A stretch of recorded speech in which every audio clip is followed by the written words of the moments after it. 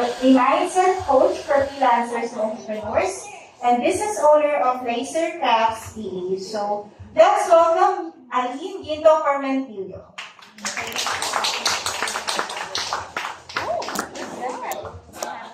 Good afternoon po, everybody! Nakapagkape na po ba kayo? Baka tulugan niyo po ako. So, I want to start with a great morning. I think it's a fresh start, a beautiful start. May friend po kasi ako, ka-meeting ko yun every Sunday. Kahit na tanghali, kahit gabi kami nag-meeting, ang body niya sa akin, great morning! So parang somehow na-adapt ko na rin. Parang, okay, so let's start with a great morning, kahit afternoon na.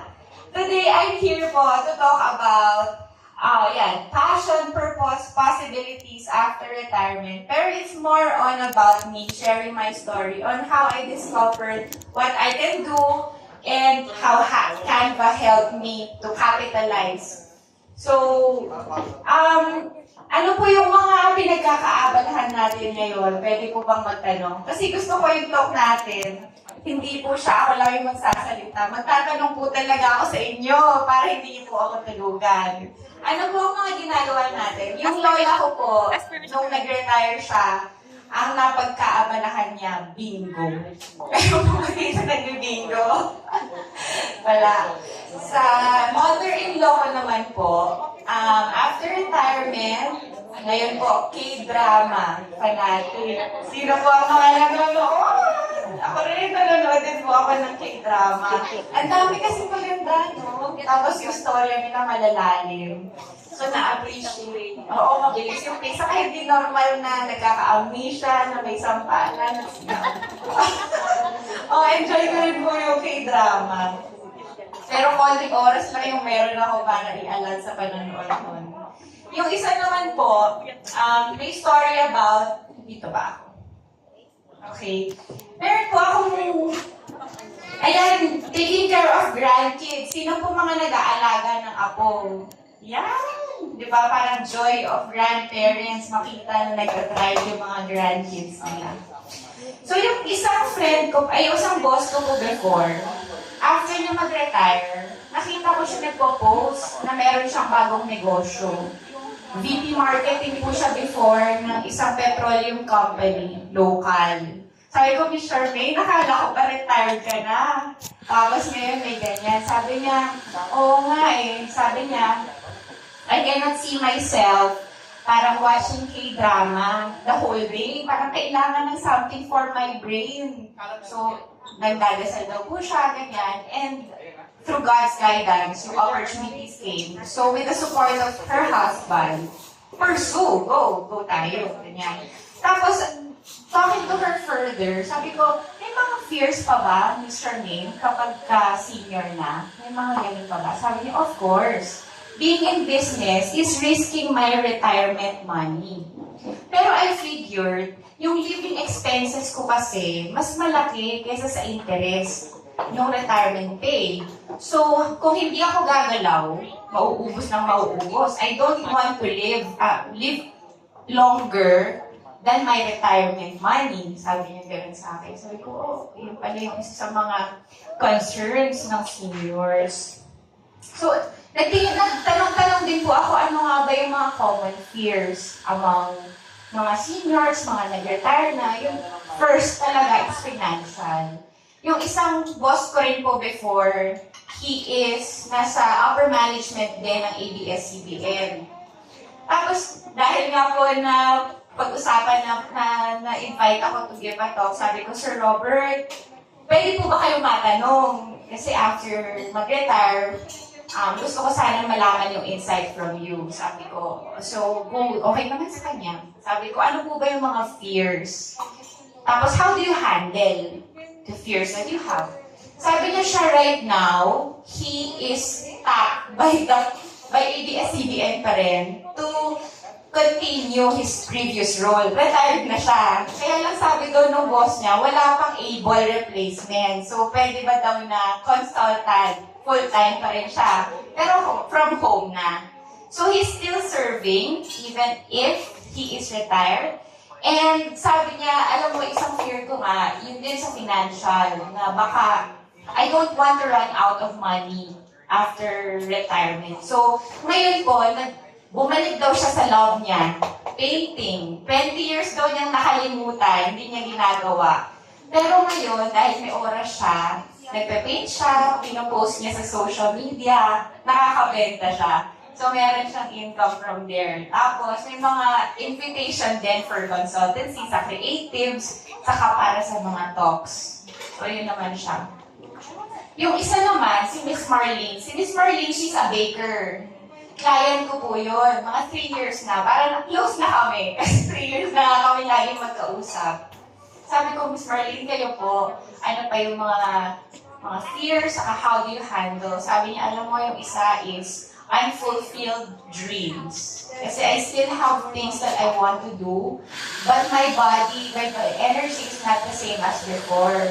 Sabi niya, but you know, I tell myself, I've done a lot already in my life. So sabi niya, one thing that I will not trade, I will not trade my wisdom for my youth. Tapos sabi niya, I'm very thankful that I have also a partner who treats me well. Kasi pag love is in the air, nakakagana daw kung gumising. So yun naman yung mga, even if there are unfulfilled dreams, meron pa rin siya na I've done a lot. Pwedeng mag-focus kasi sa may mga hindi pa ako nagawa. Or ma-focus mo yung, eto na yung mga nagawa ko ng mga nakaraang taon.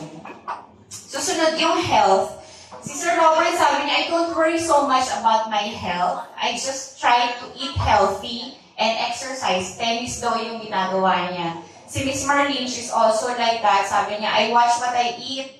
Kasi when I know parang minamaintain niya yung weight niya. Mas madali daw, mas mobile daw siyang gumalaw without aches and pains kapag alam niya she's also eating well. So, those are the things that they have concerns about it, but they are working on addressing them. Yung iba pa po nakita ko, identity, na ito yung dati kong ginagawa, sino na ako ngayon after kong mag-retire. Then yung dependence, parang later on in life, will I be dependent on someone else for the daily activities? And ultimately, fear of death. But I think that's something very common among everybody. Lahat naman po kasi, di ba, yun talaga yung finish line, yun naman talaga yung ending. As long as simula nung pinanganak ka, alam naman natin, dun tayo lahat pupunta. Ang tanong na lang, anong mangyayari from the time that you were born until the time of your last breath? Di ba po? So, amidst these fears, life goes on. With each breath comes an opportunity to serve.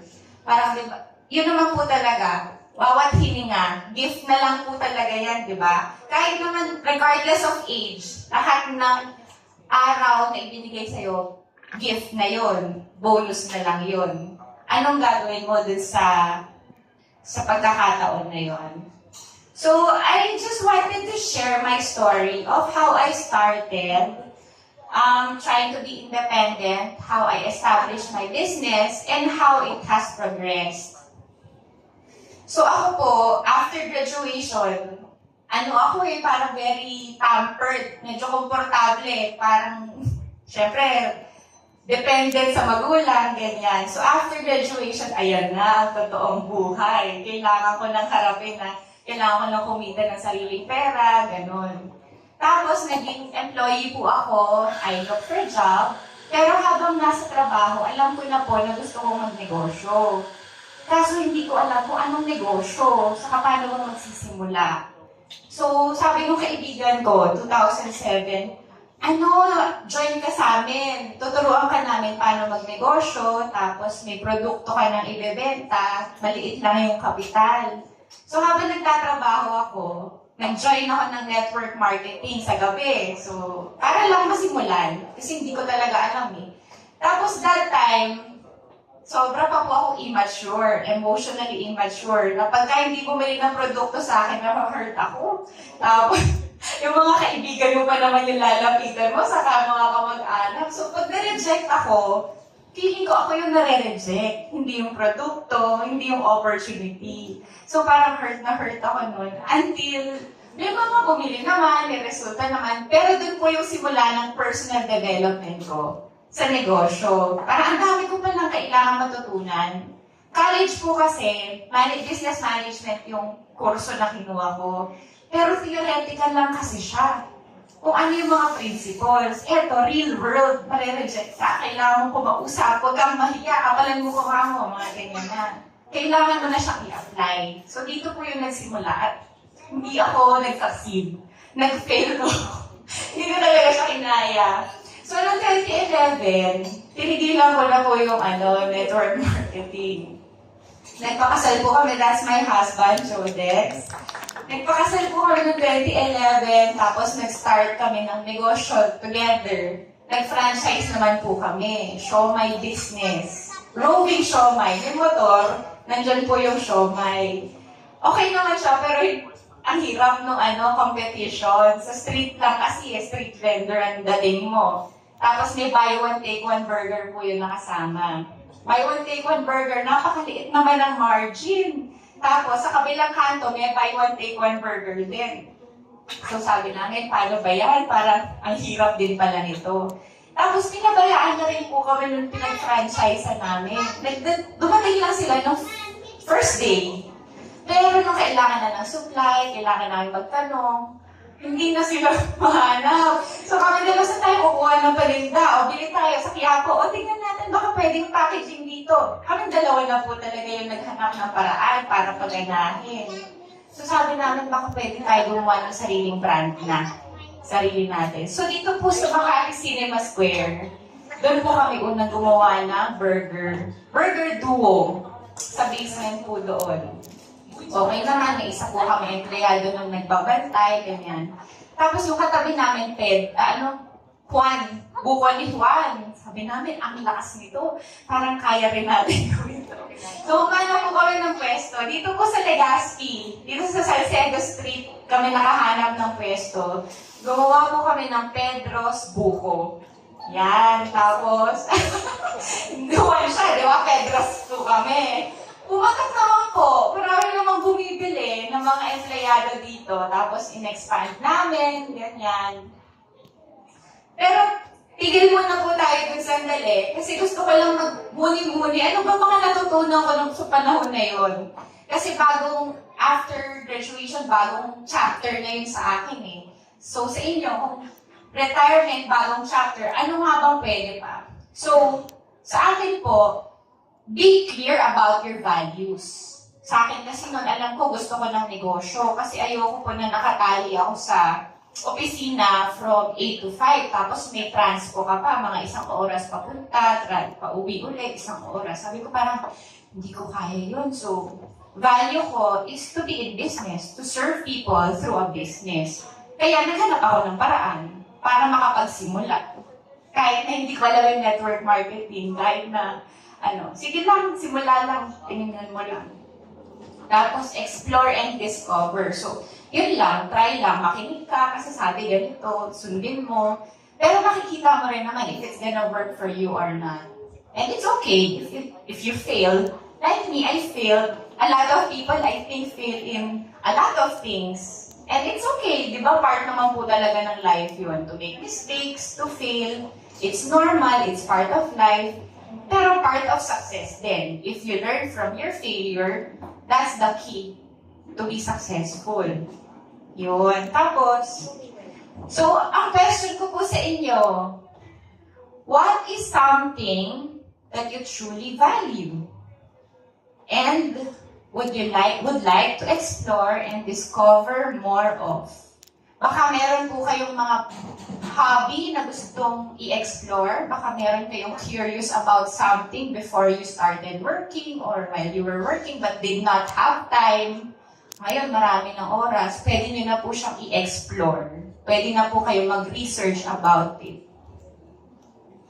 And then, moving on, noong 2015 po, 4 years na kaming kasal. Wala pa rin kaming baby. Hindi pa po kami mabuntis.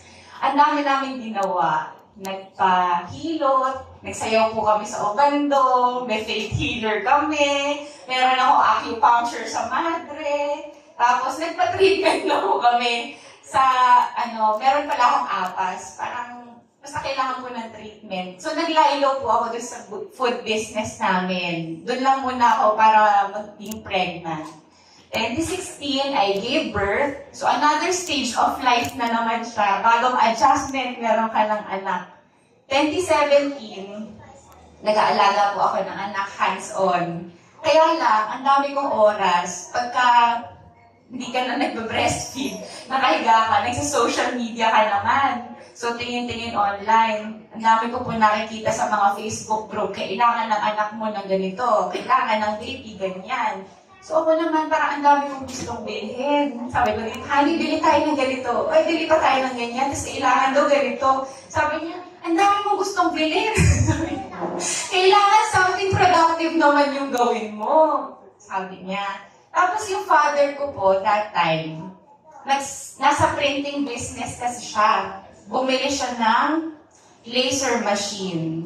Tapos, sabi niya, Alin, binili niya kasi para sa mga signages. Kaya lang sabi niya, kung doon lang aasa, baka hindi kayang bayaran yung monthly nun.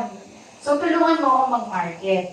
Sabi niya, gawa tayo ng pang-giveaway sa binyag ni Mateo, yung panganay ko. Tapos, tingnan mo kung kaya mo i-market. So, gumawa po kami ng mga keychain, pampamigay sa mga bisita. Tapos, engraved lamps para sa mga ninong at ninang. Sabi ko, pwede pala. Galing naman pala ng machine na yan. So, tumingin po ako, nag-research ako online, ano bang kaya ng machine? Ayan, ang nakita ko po, cake topper. Alam niyo po sa cake, tapos yung parang Mercy at 60. Ganyan. So, nung start ko na 2017, wala pa masyado sa Pilipinas na gumagawa. So, sabi ko, sige, subukan ko to i-market. So, nagpagawa po ako ng cake topper. Isa, 300 pesos po yun. Yung magpapagawa sa kanila. Tapos, pinost ko, di ba, marami nga po sa Facebook group na mga nanay na hindi masyadong busy. Pinost ko po doon, may gustong mag-order. Meron mga nag-i-inquire. Sabi ko, pwede pala. Meron palang mga interesado sa ganitong produkto. So, sabi ko, sige, gawin ko na nga itong negosyo. Laser Crafts PH. Nagsimula po siya in 2007. So, pause lang po ulit. So, from there, tinitingnan ko ulit, ano nga ba natutunan ko nung panahon na yun? Yung una po, heed the call for service. Di ba po, nagpatulong yung tatay ko na mag-market. So, sabi ko, sige, tingnan natin kung paano. Sinabihan niya ako, be productive, do something productive. So, heed the call for service. And then, listen to the people who ask for your help. Kasi nakikita nila kung ano yung galing mo. Minsan kasi hindi po natin nakikita yung sarili natin galing. Pero may mga ibang tao nagpapatulong sa atin, tulungan mo maghanda, magluto para sa ganito, pamre-regalo ko, mag-bake mo ako. Tulungan mo naman ako mag-DIY ng furniture para sa anak ko. O tulungan mo ako para mag-craft ng ganito. Pag-isipan nyo lang po, ano ba yung mga bagay na hinihinga ng tulong sa akin? Anong tulong ba ang hinihingi sa akin? Kasi chances are, doon po kayo magaling. And then, start small. Yung negosyo po kasi minsan nakaka-intimidate. Parang akala natin milyon-milyon na ng puhunan sa negosyo. Pero sa panahon po ngayon, yung 300 po na puhunan ko, lumago naman siya na lumago. Hindi naman talaga kailangang milyon yung maging puhunan natin. Kahit konti lang po, basta dire-diretso at gusto natin yung ginagawa natin, pwede po yun lumaki. So huwag po kayong ma-intimidate sa milyonan na kapital. Yung internet po ang gamitin natin para tayo makapagkaroon ng another source of income. So question, yun nga po, what are some things that people ask you to do and something that is easy for you and something that is joyful for you? Ayaw naman po natin na magaling na tayo, ayaw naman po natin gawin yung hindi natin gusto. Siyempre, alam niyo po yung enjoy nyo. Kasi habang gumagaling kayo, magkakaroon ng opportunities. Kung pipilitin nyo lang yung something na ayaw nyo, magiging expert kayo, kaya lang, masama naman sa loob nyo. Huwag na lang, di ba? Yung nakakasaya sa inyo, yung magaling tayo, masaya tayong gawin. Pag-isipan nyo lang po kung ano po yung mga ganitong bagay para sa personal nyo. Kasi iba-iba naman po tayo. Pero habang nagnenegosyo na po kami, syempre hindi naman bed of roses kapag ka nasa negosyo, di ba? Lagi po yung may challenge. Sa amin, unpredictable sales. Parang may panahon na summer. Maraming bumibili ng shake. Pag maulan na, nako, mga na kami. Tapos, overhead costs. Kasi po yung mga pwesto namin dito sa Makati, sa Mandaluyong, sa BGC. So, renta pa lang po, napakalaki na talaga. So, parang yun ang isa sa mga dapat namin unahin from the revenue. Diretso agad sa employee, salary, sa college, sa overhead cost, yung rent.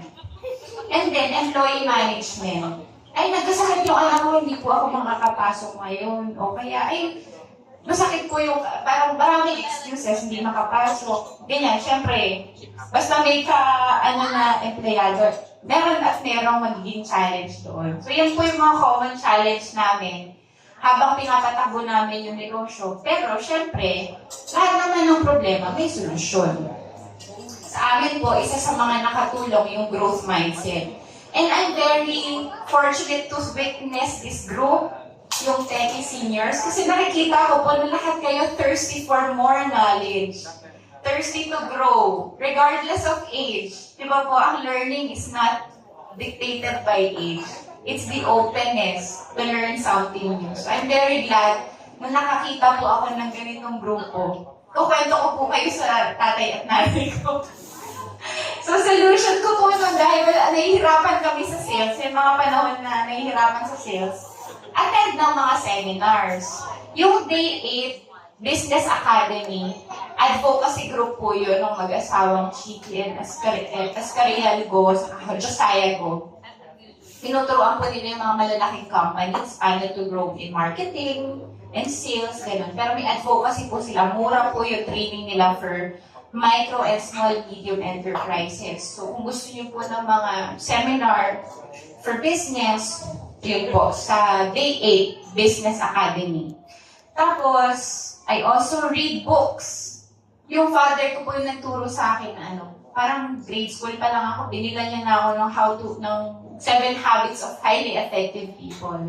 Sabi niya kasi, kapag nagbasa ka ng libro, hinihiram mo na yung wisdom nung nag-author nung author, di ba? Hindi naman basta-basta ng mga tao yung mga nagsusulat ng libro. So, pag nabasa mo na yun, somehow, nagka-idea ka paano sila mag-isip. So, nagbabasa po ako ng libro. Tapos, enroll in courses. Nag-enroll po ako sa kung ano ay na Facebook ads, typing and closing, business, coaching, mga ganyan. Mga nag-enroll po ako. Kasi I believe na kailangan ko maghanap ng solusyon sa mga problema. And then third, upskill. Learn new skills. Lagi naman po nag-change ang panahon. So ngayon, sa panahon natin, yung Canva, isa sa mga pinakamalaking kumpanya na kaya natin ang dali po kanya kasing gamitin. At ang dami na rin pong gumagamit sa kanya. Recently nga po may email na 15 billion designs na ang nagawa sa Canva. At marami po doon gawang Pilipino. So, kayang-kaya po ng mga Pinoy i-capitalize ang Canva. Noong 2020 po, nag-pandemic na kailangan po namin isara lahat ng negosyo namin na food. Ayun. Yung hirap ng parang, paano na to? Kakalipat lang po namin sa Bulacan. Sa Malolos na po kami nakatira ngayon, before sa Makati po. Tapos, meron na kaming 2 kids na isusupport. Natigil yung negosyo, lahat ng food business, tigil. Kailangan tumulong sa mga empleyado kasi day by day lang naman sila nagsusurvive. Tapos, may 2 anak ka, paano mo bubuhayin ngayon? Nung time po na yon, kami nagre-relax lang. Netflix time, ganyan. Pero ako, dahil may worries, parang naisip ako, ano ba bang kaya kong gawin? So it was a time for reflection for me. Yung lockdown period po na yun, nag-iisip ako. Kasi naka-enroll ako noon sa high ticket closing. Doon po sa course ngayon, kailangan mag-practice ng, kunwari nag-close kayo sa phone. Kasi high ticket, dapat maganda yung income, ganyan. Kailangan mag-practice. Araw-araw, may kausap ka, mag-close kayo sa phone, bibigyan ka ng feedback. Kakaganon ko po araw-araw, parang naging more aware ako tungkol sa sarili ko. I followed my curiosity dahil may time naman, ano ba yung mga gusto kong malaman pa? Nag-research po ako about meditation, nagbasa ako ng libro ni Deepak Chopra, tapos nanood ako ng fan po ako ni Kim Seon-ho, doon sa hometown cha-cha-cha. Hindi ka nakaganyan. Fan po ako noon. Tapos, meron akong nakita. Tapos ko na yung mga k-drama niya. Nakita ko po yung 4 Days, 1 Night. Variety show na nakakatawa. Binigyan ko yung sarili ko ng oras, manood. So, nakikita po nila ako, yung mga anak ko sa kanong asawa ko, yung ako tumatawag mag-isa. Kasi hinayaan ko yung sarili ko na mag-find joy. Ano yung nakakapagpasaya sa akin, nakakapagpatawa sa akin. So, sige, isang oras, isang araw. Nanood ako nun. Naglaro din ako ng design space. Kasi po, ako, parang dati, nasasayangan ako sa oras kapag di productive. Parang feeling ko dapat, as a nanay, nagtatrabaho ako sa negosyo, nag-aalaga ng anak, nag-aayos sa bahay. Parang doon lang na umiikot. So wala akong time masyado na hanapin yung makakapag-fill ng cup ko. Eh, nung pandemic, na-realize, so kailangan ko palang maging joyful din. Kasi magkaka-effect yun sa buong pamilya. So yun, binigyan ko ng time yung sarili ko. I followed my curiosity. And then, I heightened my awareness about self-talk. Dun sa meditation ko, parang empty your mind. But it's more on checking. Ano nga ba yung iniisip ko? Kasi maraming tao running on autopilot. Pagising sa umaga, ito gagawin ko. Magkakape ako, magluluto ako ng almusal. Kakain sila, maliligo na ako, gagawin ko na yung trabaho ko, maglilinis ako, gagawa ng tanghalian. Kain sila, maglilinis ulit, ganyan. Dire-diretso na, autopilot. Pero hindi po nagiging aware about what they tell themselves about themselves. Napaka-importante pala nun. Na-realize ko, lagi ko palang na-okra yung sarili ko. Parang, late ka na namang nagising. Tapos feeling ko na, failure na ako for the day. Hindi na ako maging productive kasi in my head, I labeled myself as I failed. Yun po yung mga naisip, yun yung mga nakita ko kasi binantayan ko. Ano ba yung mga naiisip ko tungkol sa sarili ko? Yun. Tapos, permission to get to know me better and discovered truths about my own shadows. Dati, di ba po, nagbabasa ng libro. So, amazed ako doon sa mga author na dapat maging better every day. Ganyan. Best version of myself, mga ganyan. Pero nung pandemic, nun lang po ako naging open. There's no one who is perfect. Wala namang perfect sa mundo kahit gaano ka ganda, kahit gaano ka successful, kahit gaano kayaman. Lahat yan, merong values, pero meron din yung flaws. So, bakit mo tinatanggal sa sarili mo yung mga negative about you? Pwede mo, you can work through them, but you can never eliminate, di ba? You can never eliminate them. So, work with it. Parang gano'n, na-realize ko, pwede kong bigyan yung sarili ko ng grace. Na okay lang, meron kang mga palpak talaga, okay lang yun. Lahat naman ng tao pumapalpak. Lahat naman tayo meron talagang negative side. Huwag mo lang masyadong papalaki or paparamihin yung negative side mo, di ba? Pero, yun. So, I realized may fear pala ako ng failure. Na meron pala akong comparisonitis. Di ba po sa age ng social media, nakikita natin ang ganda ng buhay nila, parang exciting, na lagi silang enjoy, laging out of town, ang ganda ng suot, kumakain sa labas. Sabi ko, bakit gano'n? Pero ang na-realize ko, yung social media nga pala, hindi naman yan yung real life. Parang siguro, yung 10% na maganda sa life nila, nandun sa social media. Pero yung ordinary days, hindi naman na nila ipinopost yun. So yung ordinaryo mo, baka kinukumpara mo sa top 10% nila, di ba? So yun lang po yung na-realize ko. Tapos yung, ang galing-galing naman ito kumanta, ang galing-galing sumayaw. At ako, hindi ako magaling kumanta, magaling comparison. Pero iba-iba nga pala tayo ng gift. Iba-iba nga pala ng galing. Iba-iba nga pala ng strength.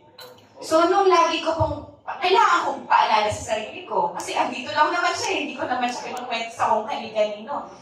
Nandito lang siya, so kailangan kong tingnan, ano nga ba mga naiisip ko? Saka ko siya i-reframe.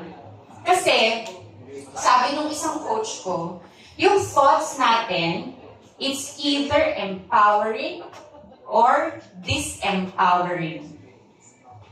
Nandun lang pala yun. Doon lang pala maka-classify. Yung thought ko na to, makakatulong ba sa akin? O hindi? So, pagka nandun na, binabantayan mo na yung self-talk mo, makakapili ka na ngayon. Ano yung pakikinggan mo? Yung makakatulong? O yung makakapigil? Di ba po? So, yun. Meron pa rin, syempre, na nakakatakot naman, baka sabihin. Meron pa rin, pero at least alam mo na. What will you do about it when you know? Doon na nagkakatalo. Tapos, yun, self-criticism, perfectionist. Kasi minsan, we are our own worst critic. Yung okay naman pala sa iba, pero sa'yo, inokray mo na yung sarili mo. May mga time na gusto ko sana mag-share sa social media dati. Kaya lang sabi, ay, pangit na pagsasalita ako. Huwag ko na nga i-post to.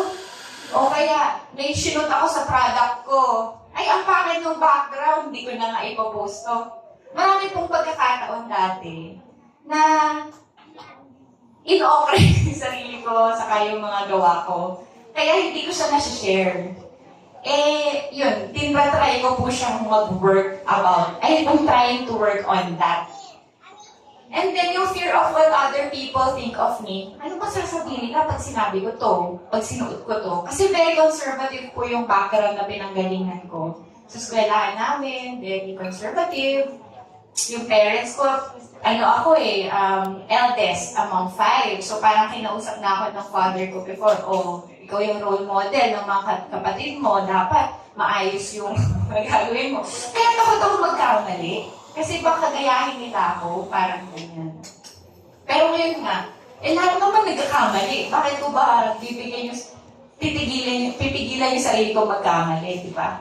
So I'm giving myself permission now. And I'm trying to break free from what other people will think of me. Pero still, andun pa rin po yun. Lagi pa rin siyang nandyan. Pero I want to just do it afraid. Kahit na meron pa rin worries, kahit nandiyan pa rin yung fear.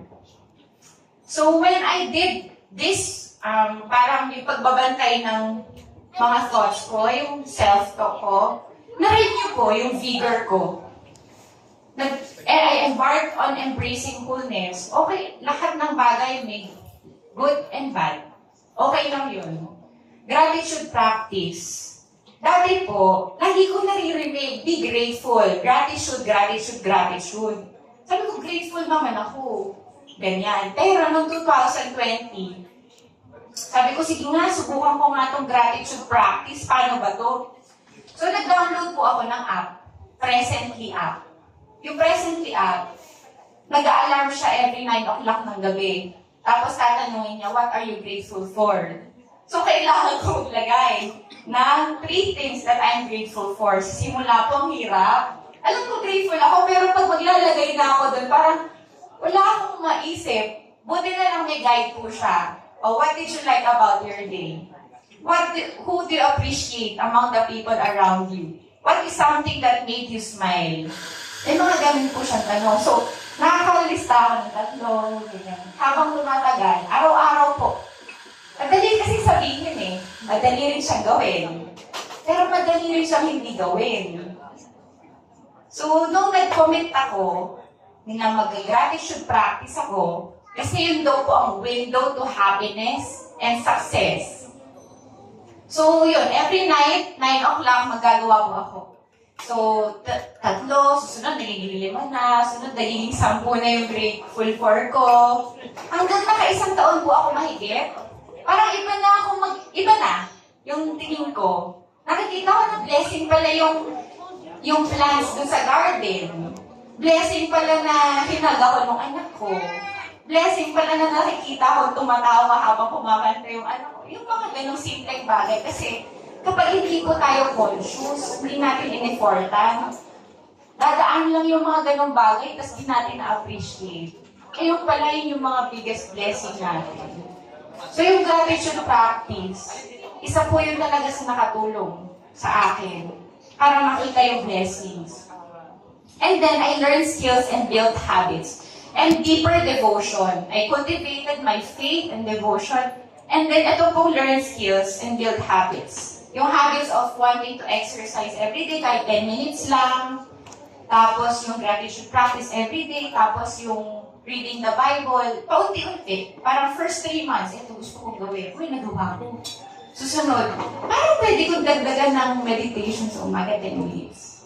O kung nagawa ko na ulit ng 3 months, ano po pwede ko idagdag?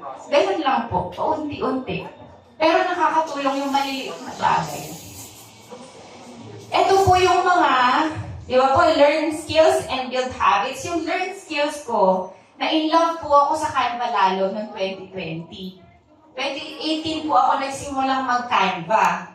Noong 2020, ayan na. Talagang love ko na siya. Para yung may kakausapin ako, lagi ko nababanggit yung Canva. Ito po yung mga ginawa ko. So ito po, social media post. Diyan po ako nagsimula. Para pagandahin yung post ng mga sa negosyo, yung mga produkto, gumagamit po ako ng Canva. So, picture ng produkto, ilalagay ko dun sa Canva template, lalagyan ko kung ano yung produkto na yun, post sa social media. Sa Instagram, sa Facebook. Ganon din po itong pangalawa sa pangatlo. So, gumanda yung itsura ng Facebook sa Instagram. So, somehow, medyo nakaka-attract ng mga bagong customer. Tapos, nung pandemic, diba nawalan kami ng negosyo sa food? Yung husband ko po nag-start ng Lazada, saka Shopee. So, nasa bahay lang kami. Sa Bulacan po, maraming supply doon ng kahoy. Mahilig sa kahoy. So, ginawa po namin negosyo yung sa wood planks. Ito po siya. Pinicturan, tinanggalan ng background sa Canva, nilagyan ko ng product title, nilagyan ko ng hot deal para, feeling ng mga customer, magandang product talaga. Description, tapos may mga ribbon. It increased the authority, credibility of the product. Yan po ang mga nilagay ko sa Lazada, sa Shopee. Kaya may bagong negosyo na nabuo. May mga customer na nagtitiwala dahil napaganda ng Canva, yung simpleng picture na tinake mo sa bahay. Susunod, ito pong customer review. Para lalong magtiwala yung mga customer. Ano bang sinabi ng mga customer na nakabili? Pwedeng screenshot lang. Pero para mas maintindihan nila, saka ma-present natin ang maganda, Canva ulit. Template. Yun yung maganda sa Canva. Template lang ng template. Pili ka, anong gusto mong type, anong type sa template. Yun ang gamitin mo. Ilagay mo yung gusto mong sabihin sa template na yon. Ready na for posting. So, ito po, nilalagay namin sa Facebook page ng Formentilla Trading. Pinopost din namin sa feed ng Lazada para makaraming kita. Nakakadagdag po talaga ng professional look kapag ginamit ang Canva. Tapos, ayan po, Canva rin po yan. Kinuha ko yung picture ng customer para sa feedback niya tungkol sa produkto. Ilagay ko dyan.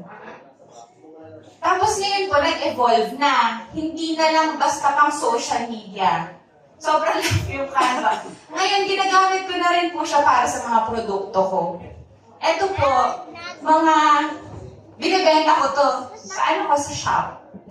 Yung flowers po na yun, saka yung butterfly, galing po yun sa Canva. Pero dahil medyo mas nahasan na kung papaano, combine ko na po siya sa Corel para doon sa laser business namin. Ito po, yun, yung border na circle, galing po yun sa Canva. Tapos ito, yung mga customer ko po ngayon, marunong na rin mag-Canva. Kasi tinatanong ko sila, pag may gusto silang sign, marunong po kayo sa Canva, alam niyo po yung Canva. Yes po. O, pwede niyo po i-send sa akin yung Canva link. Doon ko na lang po i-download. Tapos, i-print namin i-assemble. Tapos ito po, this is a logo of a business. Pero gawang Canva din po yung logo niya. Tapos, tinap na lang po na kami to execute the sign.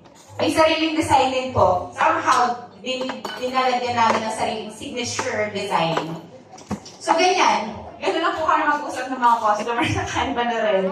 Nagde-design din sila, nahilig din sila mag-design. Ito po yung isa sa mga best-seller ko ngayon. Social science.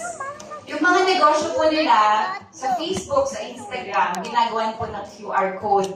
Para pag nag-event, sa scan lang ng mga customer, ma-follow na sila sa Instagram. Pero ang secret po dyan, Canva ulit.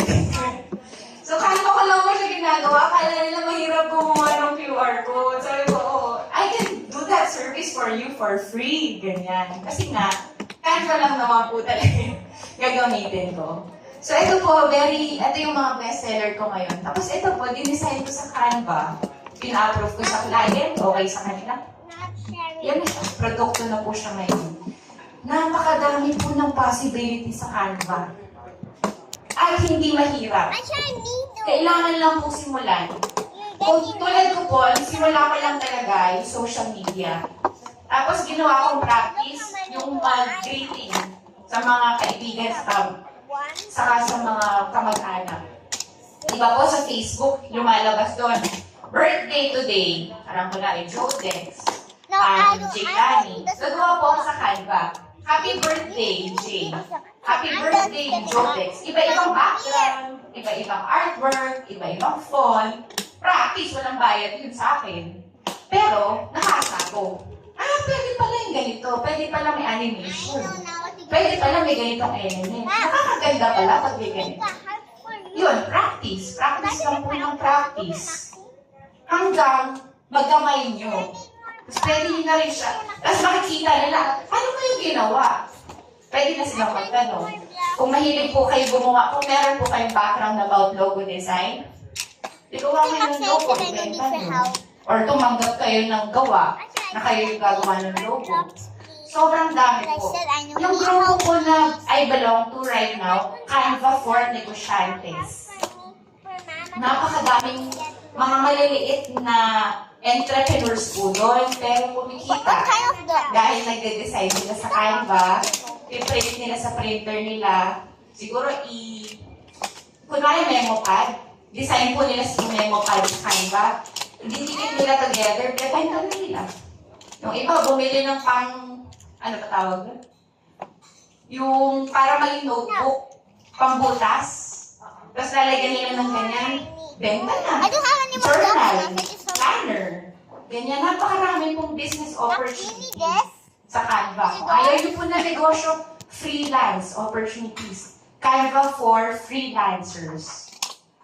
Kahit puntahan nyo lang po yung group para makita nyo po yung mga ideas.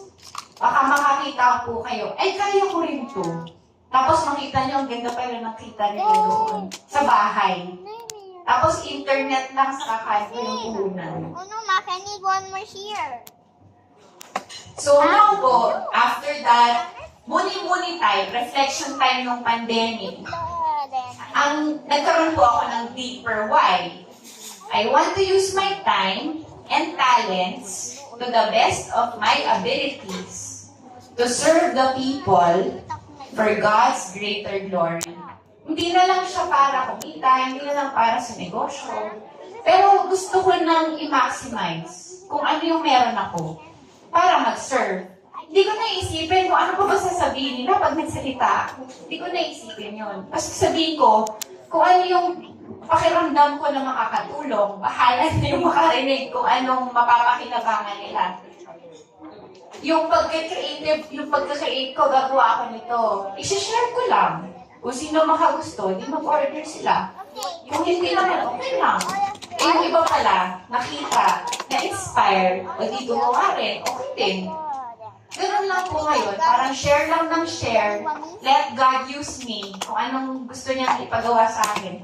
Yes lang, yes. Ganun.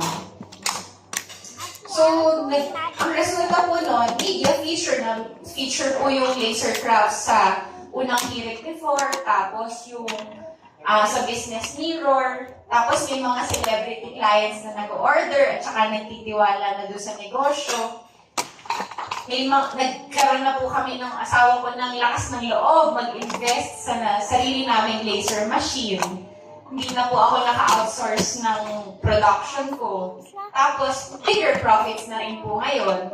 Tapos, dahil nga I gave myself permission to know myself better, to explore, and find my passion, mindset coach na rin po ako for creatives and freelancers.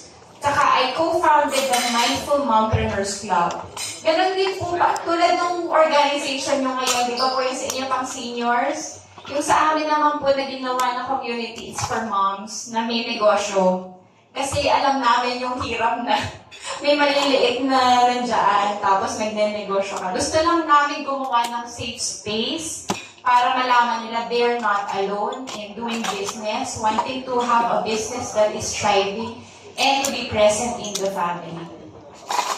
So, ganun lang po. Mas naging open, binantayan kung ano yung mga nasa isip ko. Gumanda po yung result lalo. So, ang question ko po sa inyo, what are you called to do with the remaining time you have? And what is preventing you from answering the call? Baka meron din po tayong limiting belief na, baka sabihin ng kumare ko, bakit ko ba ba't ginagawa? Baka sabihin ng anak ko, ang ganda ko na tapos gusto ko pang matuto. Baka isasabihin ng iba. Or baka ino-operate natin yung sarili natin. Tulad ko, di ba po, may marami tayong mga hesitations. So think about what is keeping you away from pursuing the things that you want. Like for example, baka alam niyo na po yung Canva, ano pa po yung pumipigil sa atin para i-capitalize at make money from Canva? Isipin niyo lang po. Kasi kayo lang po makakaalam ng sagot. At kayo lang din po makakapagbigay ng solusyon kung ano yung hesitation niyo. Kung ano yung pumipigil sa inyo. Kanya-kanyang journey po tayo. Ang sa akin lang po ngayon is to bring awareness, to ask you questions that you can think about. So possibilities could be to volunteer, to learn something new. Learn Canva, sobrang laki. Sabayan niyo po. Kasi I'm sure nakakita na po kayo ng mga trends in your lifetime. Pumatok yung ganitong trend nung 60s. Pumatok yung ganito nung 70s. Ngayon po, ang patok is Canva. Sabayan po natin. Kasi kayang-kaya po natin. Madali po siya. Kahit yung father ko, ano na rin po yun, 62 years old. Dahil lagi ko nga po sinasabi yung Canva, napaano ko na rin siya, na-convert na rin siya. Nagawa po siya ng design niya sa Canva. Ngayon po, billboard na po dun sa Malolos Crossing. So, tapos ano na rin, dire-diretso rin po ang kanyang pag-learn something niya, gumawa siya ng website. Ano po kasi siya, nagkaroon po siya ng kidney problem noong 2020. Nag-emergency dialysis po kami. Tapos, kasi may diabetes po siya for more than 20 years na, pero manage. Bigla na lang noong 2020 dahil walang mga check-up. Biglang nagka-complication sa kidney. So, nagka-dialysis siya, regular dialysis. Pero he was disciplined and he wanted to heal. So, yoga, tapos eat healthy. Meron po kaming parang nutritionist na nagpapadala ng pagkain sa kanya. Tapos, exercise kahit a few minutes in the morning and in the afternoon. Awa po ng Diyos, na-stop yung dialysis. Gumaling yung kidney. So he wanted to also be an inspiration to other elderly na minsan, makaya pa palang gumaling sa mga disease na ganyan. Ayun po. So, learn something new. Give yourself permission to travel. Take a lot of money from Canva, tapos mag-travel po kayo kung saan niyo gusto. Teach, alright? Kasi you hold so much wisdom. With your age comes wisdom. Teach younger generation para makatulong po kayo sa wisdom nila. Engage in physical activity and socialize. I'm so glad to be seeing you together here. Kasi I'm sure our community really helps to feel belonging, to know that you're not alone, na meron talagang challenges na pare-pareho kayo, pero also to find joy in the company of others. So I'm really grateful and privileged to witness this event today. So just to end, my encouragement for you is to follow your passion, develop your talents and skills to serve people, and most importantly, to enjoy life. So that's all for me today. Salamat po sa oras niyo, sa pakikinig niyo. And let's connect po after this. I can be found in Facebook, Aline Pormentilla. That's my public profile. If you want to add me as friend, Aline Ginto Pormentilla. Saka yung negosyo ko po, Laser Crafts PH. Hindi ko na nailagay. Lazada sa Shopee po namin, Pormentilla Trading. Mga kahoy po yun. Sa Instagram po, I'm Aline Pormentilla and Laser Crafts PH. Tapos noong 2021 po, nag-attempt ako mag-YouTube. Pero may mga valuable naman po doon ng mga content. So kung gusto niyo pong i-check, andun din po ako, Aline Pormentilla. And the website of my products, lasercraftsph.com. Yun po yung sa akin. Maraming salamat po sa attention at oras niyo.